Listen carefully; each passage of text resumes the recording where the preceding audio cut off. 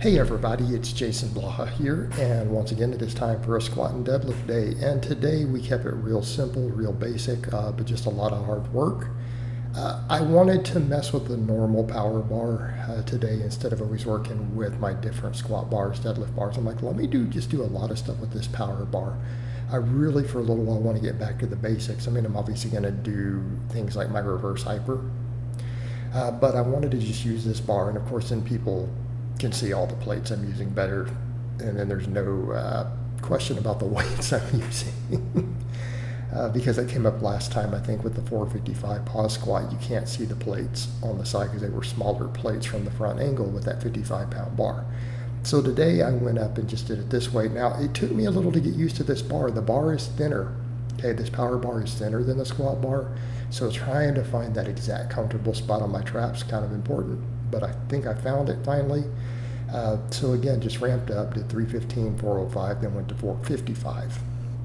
455 paused pretty well. And again, keep in mind, guys, I'm now doing, beltless Olympic squats here, working on range of motion. And I only did one really long pause, and I did it near the end of the workout. Again, that stretch-mediated hypertrophy.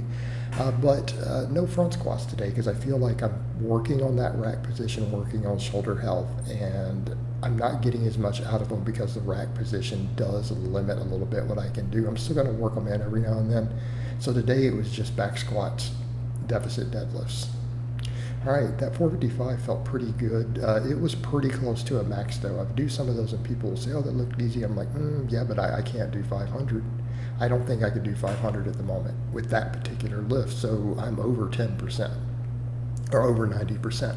So it's not really leaving much in the tank. For back off work, just the normal back squats were pretty easy today. I just kind of chilled with them, jammed, took my time between sets. But none of these were particularly challenging. And I just focused really on just trying to get depth, making sure these were full squats as far as my range of motion goes. Right, notice I'm using a real narrow stance. Why? Trying to build quads. Hey, trying to get that stretch on the quads, building my quads. So these are pretty narrow. And it feels a little wobbly. It looks a little wobbly, but it feels good in terms of quads. So I feel like I can build some strength in this position. I'm probably a hair stronger if I bring the heels just a little wider, but in terms of just hypertrophy, feels good. Also, the other thing, as I've said on this stuff, I'm going to try not to clip stuff unless I need to because the video is too long. I'm just going to let the loose skin, the bit of body fat in the loose skin show because I'm cutting now. I'm slow cutting, and I want to see in real time with documented footage how much that area will tighten up as I continue to get a bit leaner. Now, I've had some long-term followers and other people, one of them who I chatted with yesterday, who's actually competed in bodybuilding, and he's like, yeah, you're not as fat as you think you are. It really is that whole area. But all of the weight in there is still going to be some body fat. So, I feel like I need to trim about 10 pounds of fluff off and just kind of see where all of it's at. I'm never going to do the surgery. It's just not worth it to me. But if the area will tighten up by just getting leaner, which I feel like is good for my health, good for my overall goals in terms of strength versus body weight, it's not a bad idea to just continue to get a little leaner. So that's all just going to be here. I'm not going to be ashamed of it or anything. Not a big deal. It's probably not the best thing for my marketing for it to be there, but I personally am okay. And that's a point I always want to make with that. I'm not embarrassed by that in any way. But people do comment, and it is potentially a marketing problem because people don't understand that you get that from losing weight.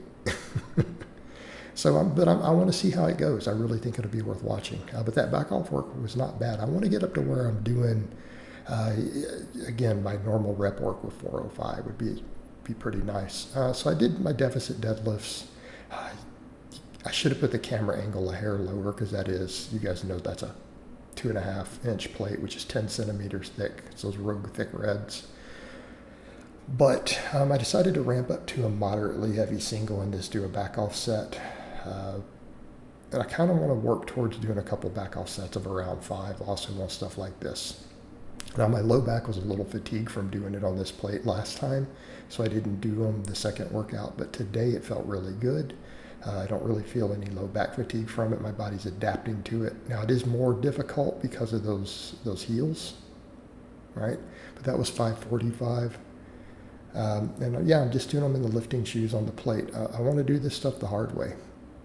I might eventually try to work with hook grip a little again, not because I think it's better for deadlifts, but it would be good practice. Because as I build my shoulder mobility, I want to be able to do cleans and snatches. And to do those heavy, you almost have to have hook grip. I mean, it's possible otherwise, but it's really difficult. So on this, for just some extra back off work, again, making sure my posterior chain's getting a lot of work because I'm not doing some of the other stuff. The stuff that makes me cramp intensely, I'm like, let me just cut that stuff out. Let's just focus on stuff like the deficit pulls, reverse hypers, because that should be enough to keep my posterior chain strong, growing, hamstrings, all that stuff. So again, all these things I want to build a little volume on, squatting and the deadlifting, as far as these long range of motion exercises, but I'm probably going to indefinitely continue to do reverse hypers at the end, just because I get a lot out of it. I've always endorsed it. So in between these two really 20 plus rep sets, I did a really long pause to where I counted 20 plus seconds in my head. As you guys will see coming up next again. So after I've done all this other work, because everything here was a quad exercise. Deficit deadlifts do work your quads. Obviously, full squats work your quads. No one's going to question that. That I thought they've got a good pump. Let's continue to work on that mobility and get maybe potentially some stretch mediated stuff, just like I'm doing with the pullovers and all that stuff at the end. I'm like, I want to continue to do some long pauses. And I feel like I need to get ab weight on this. Like this 225 is almost too light to do this, because even when I come back up, I can tell it feels like an empty bar. Even after chilling at the bottom, it lets me get really into that position and push it down. But I feel like I could do that and get a better stretch if I go maybe 275 or 315, because I feel like I could hold 315 for 20 seconds also and just come up with it. But again, that is really stretching everything out. This is really going to help my mobility, you know. So it needs to stay as part of the routine for now, right? I need to keep that range of motion and mobility. And then I finished up with another 20 plus rep set of reverse hypers. But yeah, pretty happy with today's workout. None of it was particularly difficult. It was just a nice, modest, looked really hard, good stimulus workout. So I'm happy with it. So I hope it's been informative, and I'll talk to you guys next time.